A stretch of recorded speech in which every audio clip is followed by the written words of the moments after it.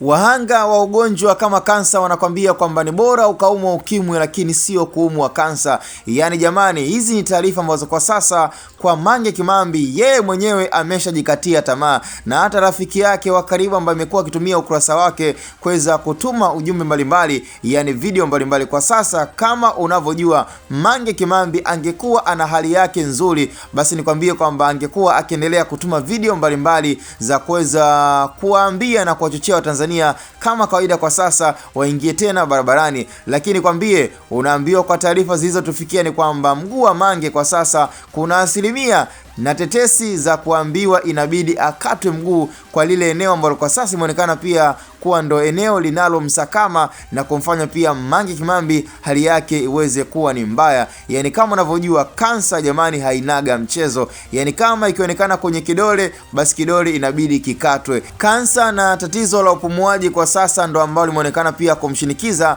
dada yetu ashindwe kuzungumza na Watanzania kama kawaida. Lakini kwa mwaka jana na ukiangalia mwaka huu kidogo kuna tofauti mkubwa sana. Yani kila mmoja alikuwa anajiuliza kwamba kuna nini ambacho kimemtokea dada wa taifa, kwa nini kwa sasa amekuwa akizungumza kidogo kwa kuchukua muda. Yani inaweza ikatokea kwamba akakaa baada ya wiki mbili, wiki tatu, mwezi ndo akaja akatoa video, na sio kawaida yake kama ambavyo tunamjua dada Mange kuweza kusakanyua pia taarifa mbalimbali za kuhusiana pia na viongozi wa nchini Tanzania. Lakini kwa sasa ni kutokana pia na chanzo cha ugonjwa ambacho kinamfanya Mange kwa sasa awe anaongea kidogo kwa kituo. Yani anaweza akatoa video kwa sasa kama hii video ya mwisho ambayo alitoa na akaposti kwa Maria Salungi, inaweza kawa ndo video ambayo pia ikachukua muda sana mpaka aje kujirekodi video nyingine na azungumze kama kawaida. Ila yote kwa yote ni kwamba afya yake ndo ambayo inamfanya Mange kwa sasa awe anatoa video kwa kujisikia.